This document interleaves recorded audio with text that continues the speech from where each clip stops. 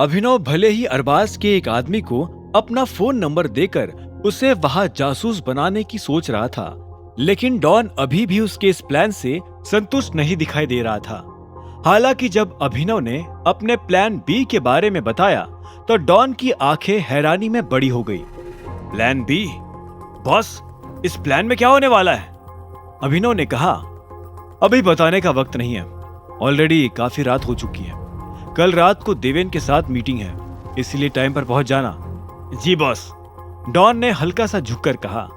अभिनव ने फिर पास ही खड़े रंजन की ओर देखा और बोला, और तुम्हें अभी मेरे लिए एक और काम करना पड़ेगा।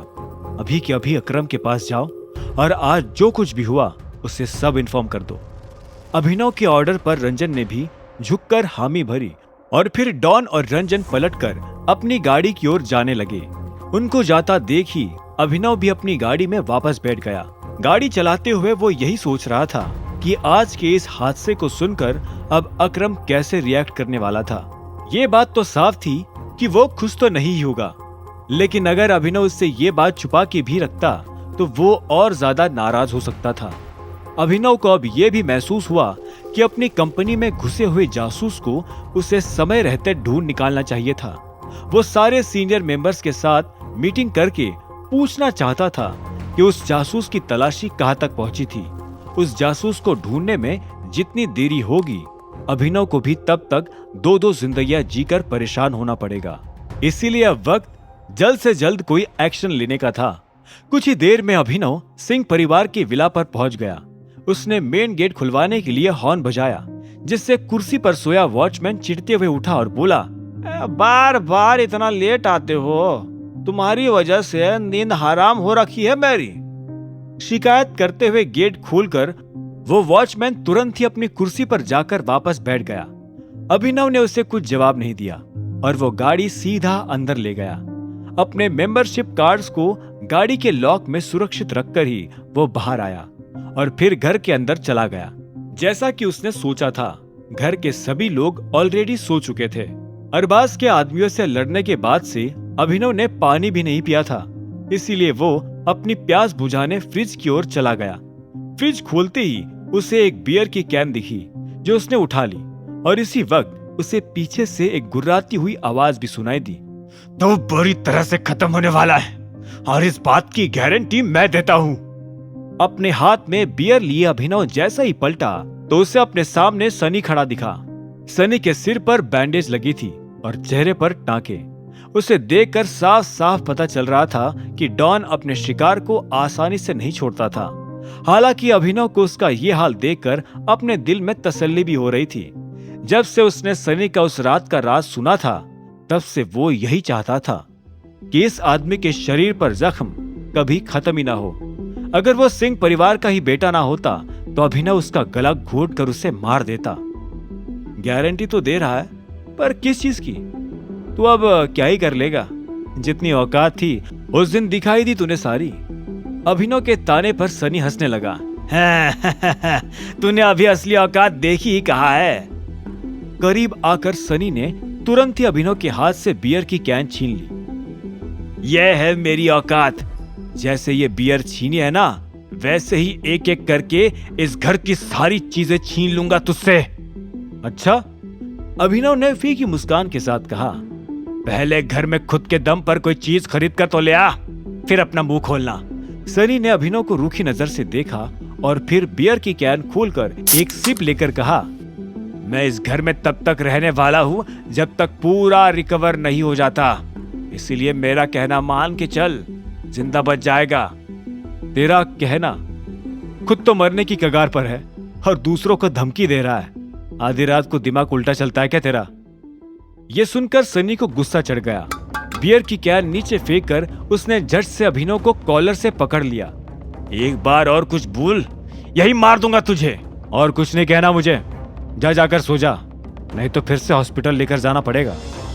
अभिनव ने उसे पीछे धक्का दिया और वो अपने बेडरूम की ओर चला गया। जैसे ही अभिनव ने बेडरूम का दरवाजा खोला, वैसे ही अनन्या भी नहाकर बाथरूम से बाहर निकली। उसे बिना कपड़ों के देखकर अभिनव अपनी जगह पर ही दंग रह गया। वही अनन्या को भी एहसास होते देर नहीं हुई कि वो घर आ चुका था। ओए, क्या कर रहे हो तुम? अनन्या चिल्लाकर टॉवेल लेने भागी। बेशरम, पलट जाओ, पलटो। अभिनव तुरंत ही पलट गया और उसने एक गहरी सांस ली। ओह सॉरी, वो मुझे पता नहीं था कि। क्या पता नहीं था? सब जानती हूं मैं। अनन्या अभी भी काफी गुस्सा थी। इतनी रात हो जाने पर उसने सोचा नहीं था कि अभिनव घर वापस लौटेगा, इसलिए वो इस तरह से नहाने चली गई थी। अभिनव बोला, कहा ना सॉरी, और वैसे भी हस्बैंड ही हूं मैं तुम्हारा, कोई अनजान आदमी नहीं घुस आया है तुम्हारे बेडरूम में। Shut up! जब तक मैं ना कहूं पलट कर देखने की कोशिश भी मत करना। और एक बात बताओ, इतनी रात हो गई है, तुम वापस आए ही क्यों? फुटपाथ पर ही सो जाते ना। इसी काम में बिजी था, इसलिए लेट हो गया, अभिनव ने कहा। इस वक्त तक अनन्या भी अपने कपड़े पहन चुकी थी। अच्छा, काम? तुम हर बार काम और बिजी जैसे शब्द तो ऐसे यूज करते हो जैसे एक साथ 10-20 कंपनी चला रहे हो। तुम अपने आप को कहीं उस प्रोटॉन के मालिक की तरह तो नहीं समझते? क्या नाम था उसका? टाइगर, अभिनव ने जोर डालते हुए बोला। तुम्हारा हो गया हो तो मैं अब पलट जाऊं? हाँ, अनन्या ने कहा। अभिनव झट से पलट गया और उसने देखा कि अनन्या के चेहरे पर एक और सवाल तैयार था। तुम टाइगर के बारे में इतना कैसे जानते हो? हर बार कहीं ना कहीं से उसका नाम ले ही आते हो। General knowledge. अच्छा, लेकिन फिर भी एक राज नहीं जानते होंगे तुम उसके बारे में। जानना चाहोगे? अभिनव ये बात जानने के लिए दिलचस्प हो गया और बोला, कौन सी बात? मैंने सुना है कि टाइगर शहर की सबसे बड़ी माफिया गैंग का हिस्सा है, और चिराग ने मुझे यह भी बताया कि वो डॉन उसी माफिया के लिए काम करता है। अभिनव को अचानक थोड़ी हैरानी हुई और वो पूछने लगा, क्या बात कर रही हो? और उस चिराग को इतना सब कैसे पता? अभिनव की हैरानी को अनन्या पहचान गई थी। उसे उस बात के मुद्दे पर इतना आश्चर्य नहीं हो रहा था जितना ये सोचकर हो रहा था कि चिराग इतना सब कुछ जानता है। चिराग का बड़े बड़े लोगों के साथ उठना बैठना है, इसीलिए ऐसे इंफॉर्मेशन जान पाना उसके लिए मुश्किल नहीं। अनन्या ये कहते हुए पलट गई। और हाँ, एक और बात, मैंने दादाजी का ऑफर एक्सेप्ट कर लिया है। अनन्या की बात सुनते ही अभिनव ने अपनी भौहें ऊपर करके उसकी ओर देखा। उनके और तुम्हारे बीच बात क्या हुई? अभिनव के सवाल पर अनन्या फिर से पलट गई। बात क्या हुई मतलब तुम्हारी पोजीशन डगमगा सकती है, उस सनी से दूर ही रहना, अभिनव ने कहा। अनन्या उसे आंखें छोटी करके देख रही थी और सोच रही थी कि उसकी बात कहीं सच ना हो जाए। अभिनव से नजरें हटाकर अनन्या अपने बेड पर लेट गई। अभिनव भी उसकी नादानी पर बाथरूम की ओर चला गया और कुछ ही देर में बाहर निकलकर अपने कपड़े बदलकर सो गया। अगली सुबह अभिनव फिर से जल्दी उठ गया। वो सुबह सुबह ही सनी की शक्ल देखकर अपना दिन खराब नहीं करना चाहता था, इसलिए आज उसने नाश्ता भी बाहर रेस्टोरेंट में कर लिया और वो वहीं से अपने ऑफिस भी निकल गया था। हालांकि ऑफिस में पैर रखते ही उसे वो सारी प्रॉब्लम्स याद आ गई जो कल ही उसकी कंपनी पर आकर टूट पड़ी थी। अभिनव को ये तो समझ आ गया था कि उसके क्लाइंट्स को कंपनी के खिलाफ कोई ना कोई भड़का रहा था, लेकिन सवाल ये था कि वो इंसान था कौन। पहले अभिनव को देवेन पर शक था, पर वो शक भी रंजन की दी हुई इंफॉर्मेशन से दूर हो चुका था। सर, अभिनव को ऑफिस में घुसते देखी एक आवाज जोर से गूंज उठी। अभिनव रुककर पलट गया और उसने देखा कि मायरा हाफते हुए उसके पास आ चुकी थी। सर, आपसे बात करनी है, it is very urgent. Come to my cabin, Abhinav ने अपना सिर हिलाकर कहा और वो पलटकर जाने लगा। इसी वक्त उसे अपने सामने लवित आता दिखाई दिया।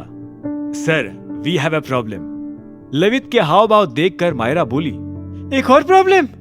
अभिनव ने मायरा की ओर कंफ्यूज होते हुए देखा। एक और से तुम्हारा क्या मतलब है? मायरा और लवित ने एक दूसरे को देखा और फिर लवित धीरे से बोला, सर, हमें कैबिन में चलकर बात करनी चाहिए।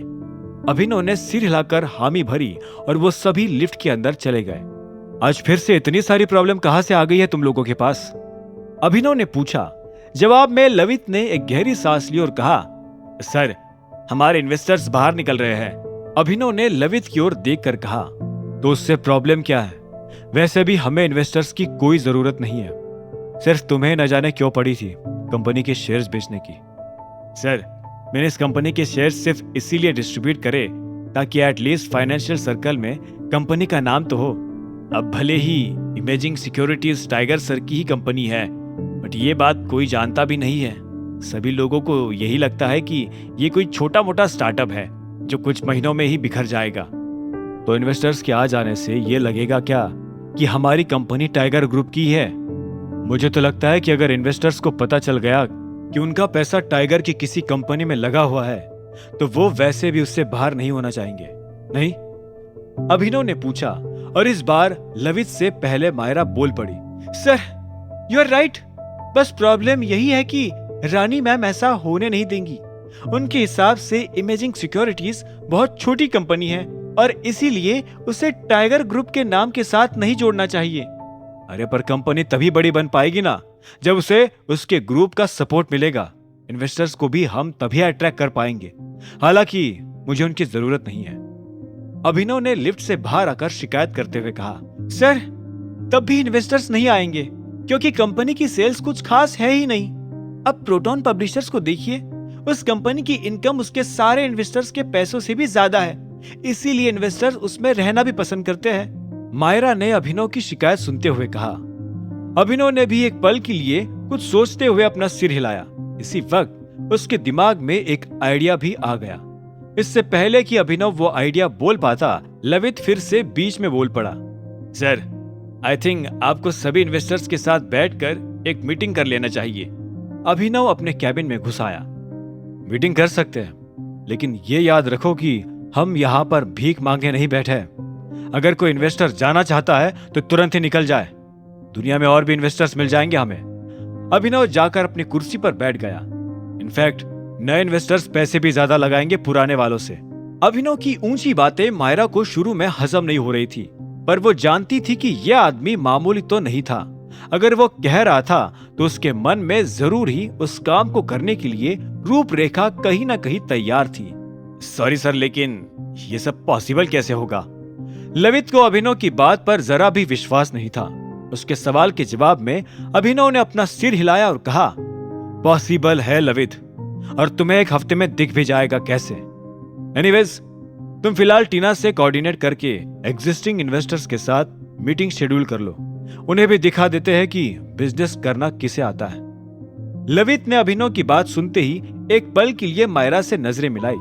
उसके चेहरे पर साफ दिख रहा था कि वो फिलहाल अभिनव को कोई पागल ही समझ रहा था।